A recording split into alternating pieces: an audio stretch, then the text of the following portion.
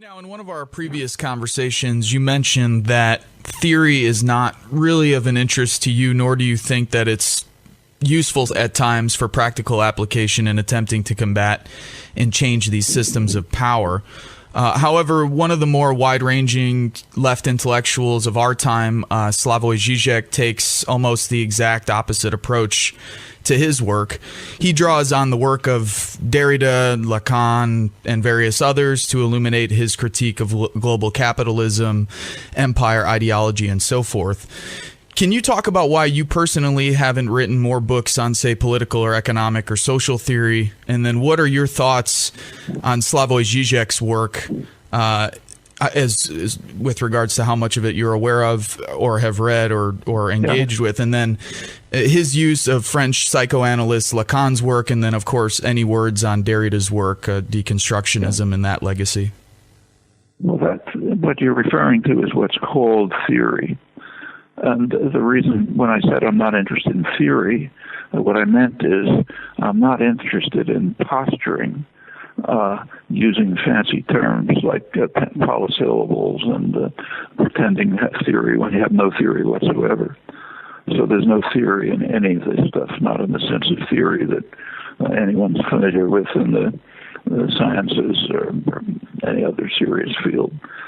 Try to find in all of the work you mentioned some principles from which you can deduce conclusions that yield empirically testable propositions where it all goes beyond the level of something you can explain in 5 minutes to a 12-year-old. See if you can find that when the fancy words are decoded. I can't. So I'm not interested in that kind of posturing. Žižek is an extreme example of it. I don't see anything in what he's saying. Jacques Lacan I actually knew.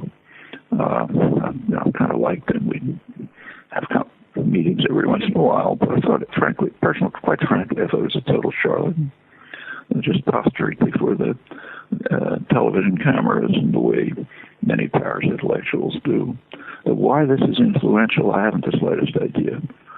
I don't see anything there that should be that should be influential. So maybe you can tell me why you think there's something significant. I don't see it. So yeah, I'm not interested in that kind of theoretical posturing, which has no content. And I think it would be interesting for a lot of folks, particularly because this work has become more and more popular. I remember just hearing Žižek's name a few years ago, and then now when I go into different organizing circles, or if I go to different events or protests or rallies or so forth, assemblies, I hear his name and his work being brought up often. It seems you just recently had a conversation with Angela Davis. Vijay Prashad, of course, moderated the conversation in Boston.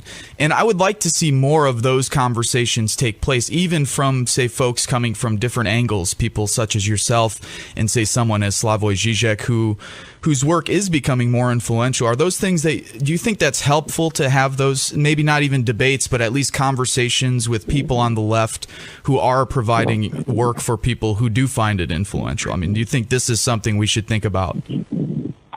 Well, you say his work is becoming influential. I would question that. I think his posturing is becoming influential. Can you tell me what the work is? I can't find it. I mean, I see a lot of,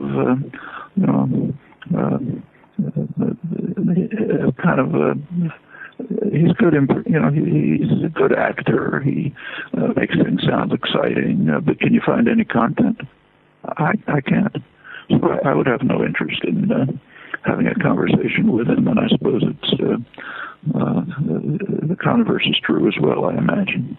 But a discussion with Angela Davis is fine. She's an interesting person. Thinks about things, has important things to say, has done interesting things.